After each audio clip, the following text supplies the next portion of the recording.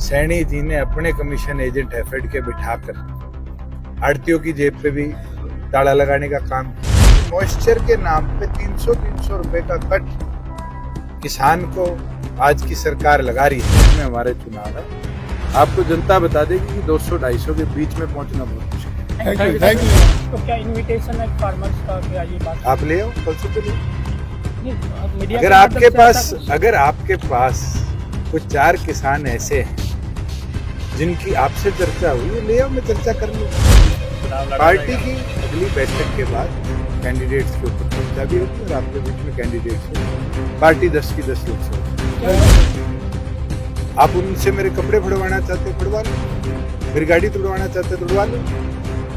आप लोग तो मुझे लगता है उनके जोश में वो adding fuel to the fire है, उकसाने का काम करते हैं। किरण बदले लोग मलाई खा के छोड़ के भाग रहे हैं। मैं इतना ही इस पे बोल सकता हूँ कि संघर्ष चौधरी देवीलाल जी ने हमेशा सिखाया है और बहुत समय थे जब चौधरी देवीलाल जी के साथ रहे हुए लोगों ने उनको संघर्ष के समय पे छोड़ा। चौधरी देवीलाल जी के कभी भी हौसले नहीं टूटे और उनके जीवन के इतने वर्षों में हमने एक चीज सीखा है कि कर्म कर फल की ना सोच, मेहनत करो, संघर्ष करो, जनता अपने आप ताकत देगी। 82 में पूरी मेजोरिटी को भजनलाल जी लेके भाग गए थे। 84 के अंदर चौधरी देवीलाल जी को चुनाव हार का सामना करना पड़ा और 87 में उसी जनमत के साथ वो ताकत लेकर बढ़े। कोई छोड़ता है और कोई आता है, ये तो राजनीतिक जीवन का एक पहिया है। मैं तो जिस सोच के साथ गए हैं उनको आगे भविष्य की शुभकामनाएं दे सकता हूँ। हाँ बिल्कुल, उनने काम किया, हमारे साथ काम किया है और कोई साथ काम करने वाला जाता है जरूर दुख भी होता है, मगर राजनीतिक जीवन के अंदर उससे आपके जो काम है, कार्य है, उनमें रुकावट नहीं आती। और ये दौर कोई आज का नहीं है। हम उपचुनाव के बाद जब लोकसभा में गए थे और लोकसभा के अंदर नतीजे अनुकूल नहीं आए, कई साथियों ने जब भी छोड़ा, विधानसभा में बहुत नए साथी जुड़े। आज लोकसभा में कोई छोड़ेगा, आगे विधानसभा में और जुड़ जाएंगे। ये तो पहिया है राजनीति। मगर पार्टी ना विचलित है, पार्टी मजबूती के साथ काम कर रही है। 10 की 10 लोकसभा सीटों पर जनसंपर्क अभियान आगामी लोकसभा का चल रहा है और मैं मानता हूँ आज से नवरात्रों का पावन पर्व शुरू हुआ है। आने वाले दिनों में पार्टी बैठक कर भी उम्मीदवारों की घोषणा करेगी। दुष्यंत जी, आपकी मदद ने कहा है कि किसानों से अगर कुछ ऐसा हुआ हो तो वो माफी मांगते हैं। आपको भी कुछ ऐसा रियलाइज हुआ है कि मैं आपको एक चीज बड़ा साफ कह सकता हूँ, गलत और सही का फैसला ना आपके सवाल कर सकते ना मेरे जवाब कर सकते। ये वही साथी है जिनने मेरे को जिता के लोकसभा में भेजा, ये वही साथी है जिनने मेरे को विधानसभा में भेजा, ये वही साथी है जो विरोध कर रहे हैं। अपने हैं और अपने ही विरोध करते हैं। दूसरी चीज, जहां पर विरोध की बात है, एक चीज इतिहास उठाकर देख लेना, विरोध कमजोर का नहीं होता। देसी भाषा में कहते हैं ना, बोधे का विरोध नहीं होता, मजबूत का होता है, ठाडे का होता है। आज उनको ये एहसास हो रहा होगा कि कोई समय था, उस समय पे उनको जरूरत थी। राजनीतिक तौर पर पार्टी को ये लगा कि हमें एक स्टैंड रखना चाहिए और उससे उनकी ताकत बढ़ानी चाहिए। हमने करा, 4.5 साल किसान को सशक्त बनाया। वहीं उन लोगों के मन में कोई बात है तो वो हमारे आगे रख सकते हैं। बातचीत से, चर्चाओं से इन चीज का अंत हो सकता है। पर मैं एक चीज जरूर मानता हूँ, आज कोई केरला, कर्नाटका, तमिलनाडु, बिहार, यूपी का आदमी आके मेरा विरोध नहीं करा। हमारे अपने हैं। हमारे अपनों के तो इतिहास में एक समय ऐसा था तो देवीलाल जी ने बहादुरगढ़ की टिकट गलत दे दी थी और वर्करों ने उनका कुर्ता तक के बटन तोड़ दिए थे। विरोध तो करा ना, कितने विरोध हुए हैं और उन विरोधों से राजनीतिक व्यक्ति भटक नहीं सकता, हमारा विजन भटक नहीं सकता। हमारा विजन साफ था, किसान को सशक्त बनाए, उसके खाते में पैसा दे, उसकी ज़्यादा से ज़्यादा फसलें एमएसपी पर खरीदे। हमने खरीदी। और आज मुझे दुख होता है देखकर कि जहां आड़ती गदागद सरसों खरीदा करता था, सैनी जी ने अपने कमीशन एजेंट हैफेड के बिठाकर आड़तियों की जेब पे भी ताला लगाने का काम किया। और वहीं मेरे को तो ये भी संज्ञान में आया है कि मॉइस्चर के नाम पे 300 रुपए का कट किसान को आज की सरकार लगा रही है। ये नुकसान है राज्य में आवाज ना होने का।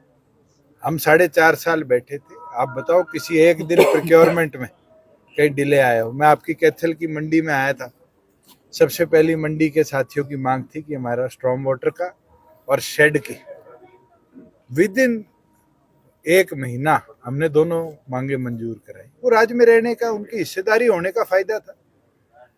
आज की सरकार को तो मुझे लगता है समय नहीं मिल रहा कि इस तरह जन समस्याओं को सुने, जन समस्याओं के ऊपर फैसला। आपको कुछ रिग्रेट हुआ बीजेपी के साथ आपका मेरे को नहीं हुआ, क्यों हो? रिग्रेट? प्रदेश को क्या अच्छा शासन नहीं दिया हमने? प्रदेश के अंदर 40,000 करोड़ की इन्वेस्टमेंट नहीं लेकर आए। 20,000 किलोमीटर सड़कें जिन पे आप चलते हो, हुड्डा का भी राज रहा है, मनोहर लाल जी का भी राज रहा है, चौटाला साहब का भी राज रहा है। इतनी अच्छी सड़कें आपने देखी है स्टेट में? किस चीज का रिग्रेट करोगे? 4.5 साल प्रदेश को प्रोग्रेसिव शासन देने का। हाँ, हमारे साथियों जो थे अलायंस के अंदर, उनके साथ हमारी सीट शेयरिंग नहीं बनी, अलग अलग रस्तों पर है। और उन रस्तों पर आज मुझे कमी दिखेगी कि जो शासन में हमारे में अच्छी चीजें थी उनको रोका जा रहा है, प्रतिबंधित किया जा रहा है, उसका विरोध भी करेंगे।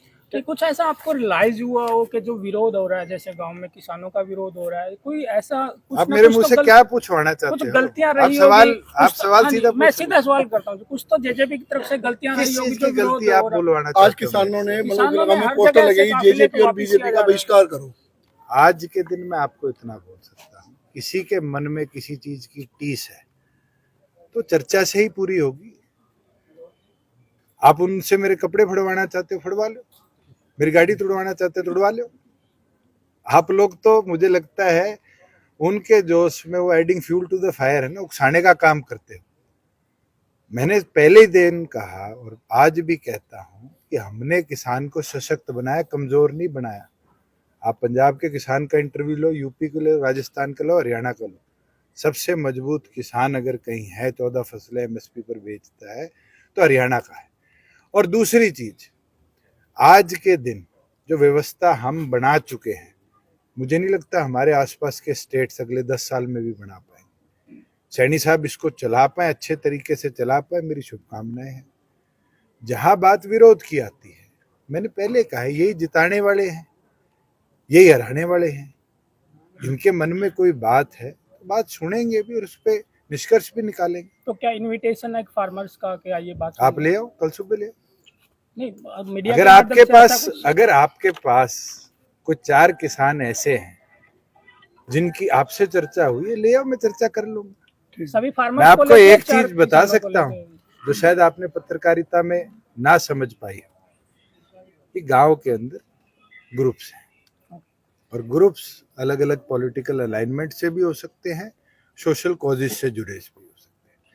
उन ग्रुप्स के साथ कभी भी एक समय पर कोई भी नहीं बैठ सकता।